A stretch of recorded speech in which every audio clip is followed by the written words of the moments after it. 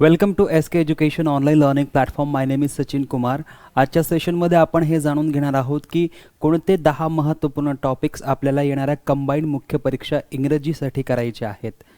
22 जानेवारी 2022ला आपली कंबाईंड मुख्य परीक्षा आहे आणि त्यामध्ये आपला इंग्रजीचा पेपर असेल. या इंग्रजीच्या पेपरमध्ये आपल्याला 30 प्रश्न विचारले जातील 60 गुणांसाठी आणि एक प्रश्न हा 2 गुणांसाठी असल्यामुळे लेवल जी असेल ती चांगल्या पद्धतीची असेल. रिसेंटली 4 डिसेंबर 2021ला एक पेपर झालेला आहे MPSC राज्यसेवा मुख्य परीक्षा. त्यामध्ये ज्या प्रकारे इंग्रजीचे प्रश्न विचारण्यात आले होते अगदी त्याच पॅटर्नवर आधारित प्रश्न आपल्याला विचारले जाऊ शकतात. त्यामुळे आजच्या या सेशनमध्ये आपण पाहणार आहोत असे कोणते 10 महत्त्वपूर्ण टॉपिक्स आहेत, असे 10 कोणते महत्त्वपूर्ण चॅप्टर्स आहेत की ज्यांची तयारी तुम्हाला आवर्जून करायची आहेत. आणि आता 40 दिवस शिल्लक आहेत. या 40 दिवसांमध्ये या 10 टॉपिक्सची जर तयारी तुम्ही व्यवस्थित केली तर नक्कीच तुम्हाला चांगले मार्क्स मिळतील. आणि जे MPSCची तयारी करत आहेत त्या सर्वांनी हा व्हिडिओ नक्की बघायचा आहे. आणि हे 10 टॉपिक एव्हरग्रीन आहेत. या 10 टॉपिक्सवर आपल्याला प्रश्न हे विचारलेच जातात. मग बघूया कोणकोणते हे 10 टॉपिक्स आहेत. सर्वात महत्त्वाचा आहे क्लॉज हा चॅप्टर. क्लॉज या चॅप्टरवर आत्तापर्यंत MPSCने प्रत्येक परीक्षेमध्ये प्रश्न विचारलेले आहेत. प्रत्येक पेपरमध्ये तुम्हाला MPSCच्या प्रत्येक पेपरमध्ये प्रत्येक परीक्षेमध्ये तुम्हाला क्लॉज या चॅप्टरवर प्रश्न पाहायला मिळतो. कमीत कमी 2 प्रश्न असतात, जास्तीत जास्त 3 प्रश्न असतात. आणि म्हणून क्लॉज हे जे चॅप्टर आहे यामध्ये नाऊन क्लॉज येणार, यामध्ये ॲडजेक्टिव्ह क्लॉज येणार, यामध्ये ॲडवर्ब क्लॉज येणार. म्हणून नाऊन क्लॉज कशाला म्हणतात, कोणकोणती सेंटेन्सेस हे नाऊन क्लॉज असतात, कोणकोणत्या सेंटेन्सेसमध्ये ॲडजेक्टिव्ह क्लॉजेस असतात, ॲडवर्ब क्लॉज कसे ओळखायचेत, हे सर्व आपल्याला या क्लॉज चॅप्टरमध्ये पाहायचं आहे. आणि हे सर्व तुम्हाला व्यवस्थितरित्या परीक्षेच्या आधी करून जायचं आहे. सो पहिलं चॅप्टर आहे क्लॉज. क्लॉजमध्ये तुम्हाला नाऊन क्लॉज, ॲडजेक्टिव्ह क्लॉज आणि ॲडवर्ब क्लॉज. आणि ॲडवर्ब क्लॉजचे पुढे टाइप्स होतात. Adverb clause of place, adverb clause of time, adverb clause of comparison, adverb clause of condition, adverb clause of concession. या प्रकारचे वेगवेगळे टाइप्स आहेत ॲडवर्ब क्लॉजचे. ते सर्व व्यवस्थित करून जायचे आहेत. त्यानंतर पुढे सर्वात महत्त्वपूर्ण जो टॉपिक आहे तो आहे types of sentences. Types of सेंटेन्सेसवर आपल्याला प्रत्येक परीक्षेमध्ये कंपल्सरी 2 प्रश्न विचारले जातात. कधीकधी 3 आणि 4 प्रश्न देखील आपल्याला पाहायला मिळतात. 2018च्या पेपरमध्ये जर तुम्ही पाहिलं असेल तर त्यामध्ये तुम्हाला टाइप्स ऑफ सेंटेन्सेस म्हणजेच conditional type 0 sentence, conditional type 3 सेंटेन्सवर आपल्याला खूप प्रश्न विचारण्यात आलेले आहे. त्यामुळे टाइप्स ऑफ सेंटेन्सेसची ज्यावेळेस आपण तयारी करणार त्यावेळेस आपल्याला सर्वात महत्त्वाचं आहे की कंडिशनल सेंटेन्सेसची आपली तयारी असणं फार महत्त्वाचं आहे. कंडिशनल सेंटेन्सेस ती असतात की ज्यामध्ये एक कंडिशन असते आणि त्या कंडिशनचा काहीतरी एक रिझल्ट असतो. मग ते कंडिशनचं जे वाक्य असेल किंवा तो कंडिशनचा जो क्लॉज असेल तो नेमका कोणत्या टेन्समध्ये असायला पाहिजे आणि रिझल्ट जो आलेला आहे तो नेमक्या कोणत्या टेन्समध्ये असायला पाहिजे याचं बॅलन्सिंग तुम्हाला या कंडिशनल सेंटेन्सेसमध्ये करता आलं पाहिजे. आत्तापर्यंत MPSCने जे काही प्रश्न विचारलेले आहेत त्यामध्ये आवर्जून क्लॉजेस आणि टाइप्स ऑफ सेंटेन्सेस हे टॉपिक हायली कवर्ड टॉपिक आहे. त्यामुळे यामध्ये जर आपण पाहिलं तर इथे बघा तुम्हाला कंडिशनल सेंटेन्सेस दिलेले आहेत. या कंडिशनल सेंटेन्सेसमध्ये तुम्हाला type 0 conditional sentence, type 1 conditional sentence आणि टाइप 3 कंडिशनल सेंटेन्सेस हे व्यवस्थित करून जायचे आहेत. Type 0 conditional sentence, type 1 conditional sentence आणि टाइप 3 कंडिशनल सेंटेन्स. 2 जो आहे तो फार क्वचितच आपल्याला विचारला जातो, परंतु हे सर्व आपल्याला परीक्षेच्या आधी व्यवस्थित करून जाणं फार महत्त्वाचं आहे. त्यानंतर पहा टाइप्स ऑफ सेंटेन्सेसमध्येच आपण simple sentence, compound sentence and complex sentences पाहत असतो. सिंपल सेंटेन्स कशाला म्हटलं जातं, कंपाऊंड सेंटेन्स कशाला म्हटलं जातं, कॉम्प्लेक्स सेंटेन्स कशाला म्हटलं जातं, किंवा ज्यामध्ये कंपाऊंड आणि कॉम्प्लेक्स ही दोन्ही सेंटेन्सेस आहेत त्यांना आपण मिक्स्ड सेंटेन्सेस म्हणत असतो. त्यावर देखील आपल्याला प्रश्न जो आहे तो MPSCच्या परीक्षेत विचारला जातो. म्हणजे टाइप्स ऑफ सेंटेन्सेसचे 2 वेगवेगळे पार्ट्स आहेत. त्यामध्ये कंडिशनल सेंटेन्सेसवर 2 प्रश्न कंपल्सरी विचारले जातात.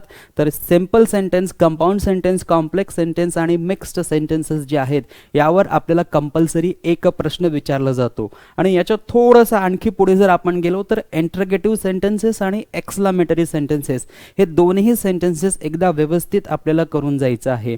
इतकं जर केलं तर आपल्याला बघा क्लॉजवरचे 2 प्रश्न हमखास येतात म्हणजे येतात. टाइप्स ऑफ सेंटेन्सेसमध्ये कंडिशनल सेंटेन्सेसवर आपल्याला 2 प्रश्न कंपल्सरी विचारले जातात. त्यानंतर टाइप्स ऑफ सेंटेन्सेसमधील सिंपल सेंटेन्स किंवा कॉम्पाऊंड सेंटेन्स किंवा कॉम्प्लेक्स सेंटेन्स किंवा मिक्स्ड सेंटेन्सवर 1 किंवा 2 प्रश्न विचारला जाईल. आणि इंटरगेटिव्ह सेंटेन्स किंवा एक्सक्लामेटरी सेंटेन्स जर आपण व्यवस्थित करून गेलात तर त्यावर आपल्याला 1 प्रश्न विचारला जाईल.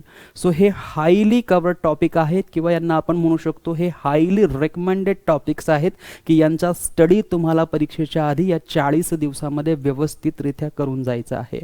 त्यानंतर आपण पुढे जाऊया. बघा, मूड हा एक महत्त्वपूर्ण टॉपिक आहे. त्यामध्ये तुम्हाला सबजंक्टिव्ह मूड आणि एम्पेरेटिव्ह मूडवर जास्तीत जास्त प्रश्न आतापर्यंत MPSCने विचारलेले आहेत.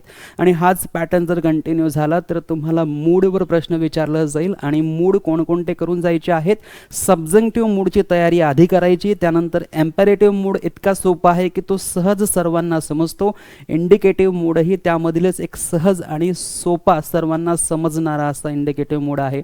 परंतु सबजंक्टिव्ह मूड जो आहे तो थोडासा किचकट आहे, डिफिकल्ट आहे, कॉम्प्लिकेटेड आहे. डिफिकल्ट म्हणू शकत नाही, पण थोडा कॉम्प्लिकेटेड आहे आणि तिथे कन्फ्युजन बऱ्याच जणांचं होत असतं. त्यामुळे आपल्याला MPSC सबजंक्टिव्ह मूडवर कन्फ्यूज करण्याचा प्रयत्न करतं. म्हणून मूडची तयारी करत असताना सबजंक्टिव्ह मूडची तयारी चांगली करायची, मग एम्पेरेटिव्ह आणि मग इंडिकेटिव्ह मूड जो आहे तो व्यवस्थित करून जायचा आहे. त्यानंतर आत्तापर्यंत हे जे टॉपिक्स आहे डायरेक्ट इनडायरेक्ट स्पीच आणि ॲक्टिव्ह व्हॉइस पॅसिव्ह व्हॉइस हे देखील फार महत्त्वाचे आहेत. कंपल्सरी याच्यावर आपल्याला आत्तापर्यंत MPSCने प्रश्न विचारलेले आहे. तुम्ही आत्ताचा 4 डिसेंबर 2021चा पेपर पाहिला असेल तर 2 प्रश्न ॲक्टिव्ह व्हॉइस पॅसिव्ह व्हॉइसचे आहेत. 2 प्रश्न जर तुम्ही पाहिलेत तर डायरेक्ट इनडायरेक्ट स्पीचचे आहेत. आता या डायरेक्ट इनडायरेक्ट स्पीचमध्ये आपल्याला कोणकोणत्या सेंटेन्सेसला फोकस करायचा आहे? डायरेक्ट इनडायरेक्ट स्पीच म्हणजे डायरेक्ट मधून इनडायरेक्ट स्पीच करत असताना जे डबल इन्व्हर्टेड कॉमामध्ये असलेलं सेंटेन्स आहे ते जनरली इंटरगेटिव्ह सेंटेन्स असू शकतं. आणि म्हणून आपल्याला MPSCची तयारी करत असताना डायरेक्ट अँड इनडायरेक्ट स्पीचची तयारी करत असताना त्यामध्ये इंटरगेटिव्ह सेंटेन्सेस आहेत अशा सेंटेन्सेसची आपल्याला जास्तीत जास्त प्रॅक्टिस करायची आहेत. त्यामध्ये WH क्वेश्चन्स येतील अशा प्रकारच्या सेंटेन्सेसची आपल्याला प्रॅक्टिस करायची आहे. त्यामध्ये एक्सक्लामेटरी सेंटेन्सेस येतील किंवा त्यामध्ये इम्परेटिव्ह सेंटेन्सेस येतील. या 4ही प्रकारांची तयारी आपल्याला व्यवस्थित करायची आहे. म्हणजे डायरेक्ट टू इनडायरेक्ट स्पीच करत असताना डबल इन्व्हर्टेड कॉमामध्ये जर प्रश्न असेल मग तो येस नो टाईप क्वेश्चन असेल किंवा WH टाईप क्वेश्चन असेल अशा प्रश्नांची जास्त तयारी करायची आहे आपल्याला. डायरेक्टमधून इनडायरेक्ट स्पीच करत असताना डबल इन्व्हर्टेड कॉमामध्ये असलेलं वाक्य हे जर एक्सक्लामेटरी सेंटेन्स असेल तर अशा सेंटेन्सेसची आपल्याला जास्त प्रॅक्टिस करायची आहे, अशा प्रश्नांची जास्त प्रॅक्टिस करायची आहे.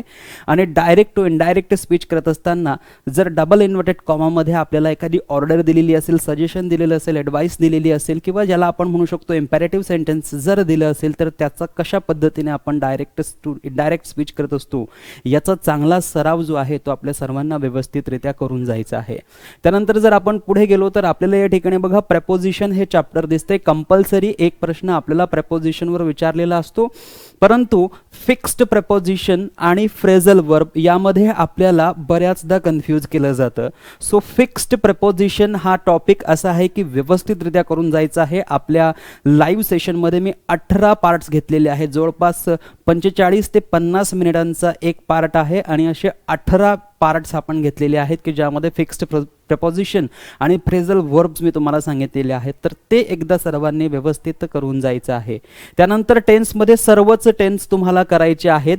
परंतु टेन्सवर तुम्हाला 1 किंवा 2च प्रश्न विचारला जातो. म्हणून प्रायोरिटीला आपल्याला पहिल्यांदा क्लॉज घ्यायचा आहे, त्यानंतर टाइप्स ऑफ सेंटेन्सेस घ्यायचा आहे, त्यानंतर मूड घ्यायचा आहे, त्यानंतर डायरेक्ट इनडायरेक्ट स्पीच घ्यायचा आहे, त्यानंतर इथे ॲक्टिव्ह व्हॉइस अँड पॅसिव्ह व्हॉइसही तुम्हाला दिसेल, तेही तुम्हाला व्यवस्थित करायचं आहे. पुढे गेल्यानंतर जर आपण प्रेपोजिशन बद्दल जर या ठिकाणी पाहिलं तर बघा प्रेपोजिशन मी तुम्हाला थोडंसं या ठिकाणी वर घेऊन जातो. सो पंक्च्युएशन मध्ये तुम्हाला कोलनवर चांगला अभ्यास करायचा आहे. म्हणजे कोलन कुठे कुठे वापरला जातो ते पाहायचं आहे.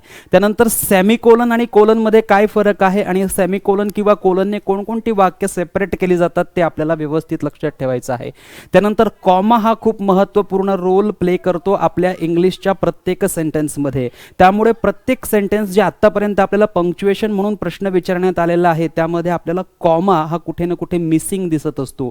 एकतर तो ऑक्सफर्ड कॉमा कॉमा असेल किंवा तो ॲपॅस्ट्रॉफी म्हणून आला असेल किंवा तो लिस्ट करण्यासाठी लिस्टिंग कॉमा असेल. आणि म्हणून हे कॉमाचे जे वेगवेगळे फंक्शन्स आहेत ते आपल्याला माहिती असणं गरजेचं आहे. पंक्च्युएशनचा एक प्रश्न विचारला जातो, त्यामध्ये तुम्हाला कॉमा किंवा एक्सक्लामेटरी मार्क किंवा क्वेश्चन मार्क हे व्यवस्थित कुठे पुटअप करायचे आहेत सेंटेन्समध्ये, यांची जागा कुठे आहे किंवा सेंटेन्सेसमध्ये यांचं प्लेस कुठे आहे, स्थान कुठे आहे, हे आपल्याला माहिती असणं आवश्यक आहे. सो परीक्षेच्या आधी पंक्च्युएशन हा टॉपिक आपल्या सर्वांना व्यवस्थित करून जायचा आहे. त्यानंतर एव्हरग्रीन टॉपिक, सर्वांना सोपा जाणारा क्वेश्चन टॅग. आता क्वेश्चन टॅगमध्ये सर्वाधिक प्रायोरिटी कोणाला द्यायची, असे क्वेश्चन टॅग किंवा असे सेंटेन्सेस की ज्यांची सुरुवात ही इनडेफिनेट प्रोनाउन पासून होते. ज्या सेंटेन्सची सुरुवात ही इनडेफिनेट प्रोनाउन पासून होते अशा सेंटेन्सेसच्या क्वेश्चन टॅगची आपल्याला प्रॅक्टिस करायची आहे. आणि जनरली आत्ताचा हा MPSCचा ट्रेंड पाहता आपल्याला इनडेफिनेट प्रोनाउनने सुरू होणाऱ्या सेंटेन्सेसवरच आपल्याला क्वेश्चन टॅगचे प्रश्न विचारले जात असतात. सो क्वेश्चन टॅगची प्रॅक्टिस करत असताना आपल्याला हा छोटासा पार्ट जो आहे तो लक्षात ठेवायचा आहे. त्यानंतर या आर्टिकलकडे, आर्टिकलचं जर आपण पाहिलं तर इनिशियल साऊंडनुसार आपण आर्टिकल ए किंवा आर्टिकल ॲन वापरत असतो. म्हणजे फक्त वॉवलने सुरुवात झाली असेल तर सरळ सरळ ॲन लावायचा असं नसतं, हे आपण पाहिलेलं आहे. सो जो इनिशियल साऊंड असेल त्या इनिशियल साऊंडवर क्लिअर होईल की आपल्याला आर्टिकल ए यूज करायचा आहे की ॲन यूज करायचा आहे, म्हणून इनिशियल साऊंड लक्षात ठेवायचा.